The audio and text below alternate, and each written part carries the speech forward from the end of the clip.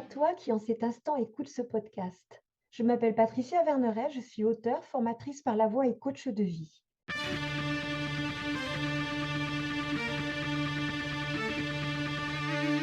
Je t'accompagne avec une pensée du jour sans aucune vérité absolue, mais des invitations. À quoi? À écouter la vie en toi qui veut s'exprimer et t'aider à passer à la suite de ton histoire. Merci pour le cadeau. Tout événement, toute rencontre, toute parole sont des occasions d'évolution ou pas. Tout dépendra non pas de comment nous les vivons, mais plutôt de ce que nous en faisons.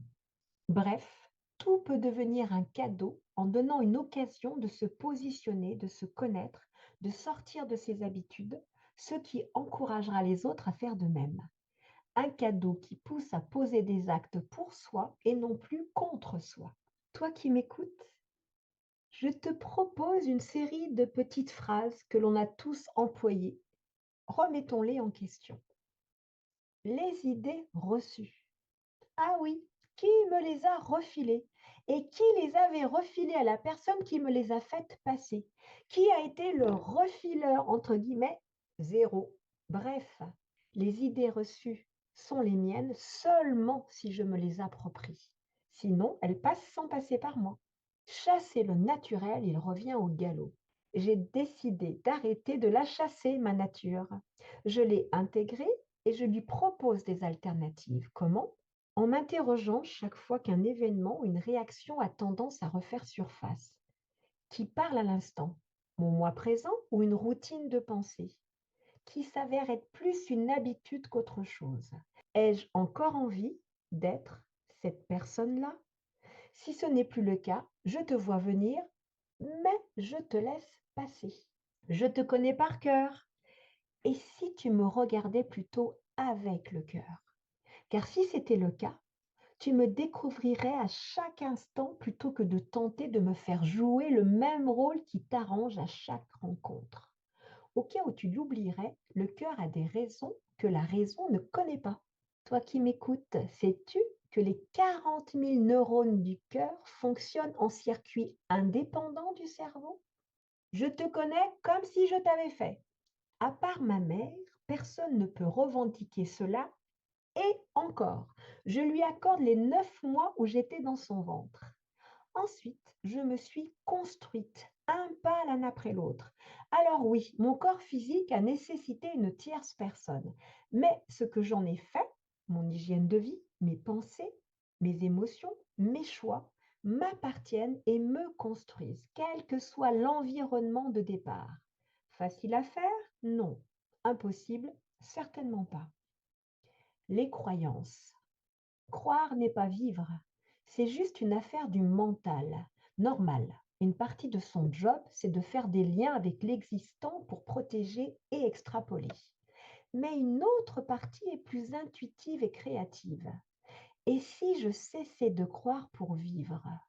Et alors, je peux croire en ce que j'ai vécu jusqu'à ce qu'un autre vécu m'amène à penser différemment. Mes croyances sont mon vécu d'hier. Les croyances sont le vécu d'une ou plusieurs autres personnes. Les croyances limitantes. Elles ne me limitent que si je leur laisse cette alternative. Une seule personne peut m'enfermer, c'est moi. À partir du moment où j'en ai conscience, je prends mes responsabilités.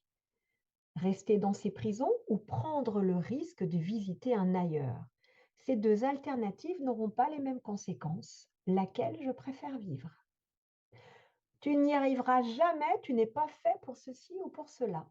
Rappelle-toi de toi il y a X années, tes certitudes de l'époque, tes espoirs, tes doutes, peurs. Tes espoirs sont-ils tous devenus des certitudes? Tes doutes, peurs, se sont-ils tous concrétisés? Combien de tes certitudes sur la vie ont disparu? Arrête de savoir par avance ce qui va marcher ou pas. La vérité est que personne n'en sait rien et que le seul moyen de savoir, c'est d'essayer. Les gens comme toi, pourrais-tu les citer, s'il te plaît? Non? Tu n'as qu'une seule personne en exemple? Alors cesse de généraliser et assume ton opinion personnelle. Tiens, au fait, elle est basée sur quoi concrètement? Il est temps de retrouver le «je» quand on s'exprime. Cela signifiera qu'il s'agit uniquement d'une opinion, d'un seul regard sur une situation ou une personne, pas d'une vérité. Je termine par cette petite phrase qui n'a pas d'auteur. L'avis des autres, avis, c'est la plus loin vie des autres. À méditer ou à mettre en pratique. Toi qui m'écoutes, je t'invite à noter par écrit toutes les petites phrases que tu as entendues sur toi-même ou que tu penses de toi-même. Et puis amuse-toi à les démonter les unes après les autres, à trouver tout ce qui va venir les contredire, à tout ce qui va venir prouver parfois le contraire.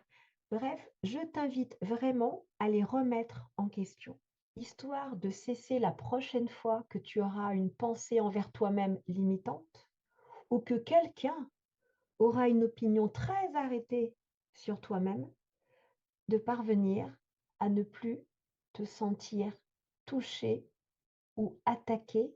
Bref, je t'invite à ne pas en faire une affaire personnelle. Ce podcast se termine. J'espère qu'il t'aura mis en mouvement pour te rapprocher un peu plus de ton être profond.